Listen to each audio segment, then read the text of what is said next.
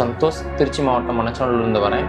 நான் வந்து ஹெல்த் இன்ஸ்பெக்டராக சுகாதாரத்துறையில் ஒர்க் பண்ணிகிட்ருக்கேன். அது மட்டும் இல்லாமல் நாங்கள் இந்திய இராணுவத்துக்கு கிராம இளைஞர்கள்லாம் நிறைய பேர்த்த அனுப்பிச்சணும் அப்படின்ற ஒரே நோக்கத்துக்காக நாங்கள் ஒரு 20 பேர் ஜாயின் பண்ணி நாங்கள் எல்லாம் இந்திய இராணுவத்துக்கு தொடர்ந்து ப்ராக்டிஸ் கொடுத்துட்ருக்கோம். ஆர்மி, நேவி, ஏர்ஃபோர்ஸ், அது மட்டும் இல்லாமல் துணை ராணுவ படையான BSF, CSF, CRPF, SSB இது போன்ற அனைத்து துணை ராணுவ படைக்கும் நான் மணச்சநல்லூர்லேயே நாங்கள் ட்ரைனிங் சென்டர் மாதிரி நடத்திட்டு இருக்கோம். இந்த ட்ரைனிங் சென்டர் பார்த்தீங்க அப்படின்னா இந்திய முன்னாள் ராணுவ வீரர்கள், இந்நாள் ராணுவ வீரர்கள் எல்லாமே சேர்ந்து நான் ஒரு ஆர்கனைஸாக பண்ணி அவங்களுக்கு தொடர்ந்து ட்ரைனிங் கொடுத்துட்ருக்கோம். ஸோ இந்த ட்ரைனிங் பார்த்தீங்க அப்படின்னா இளைஞர்களுக்கான ஒரு பயிற்சி மையம் தான் இது. இந்த பயிற்சி மையத்தில் பார்த்தீங்கன்னா 17 வயசுலேருந்து 21 வயசுக்குள்ள இளைஞர்கள் எல்லாமே இந்திய ராணுவத்துக்காக செலக்ஷன் ஆகி போகலாம்.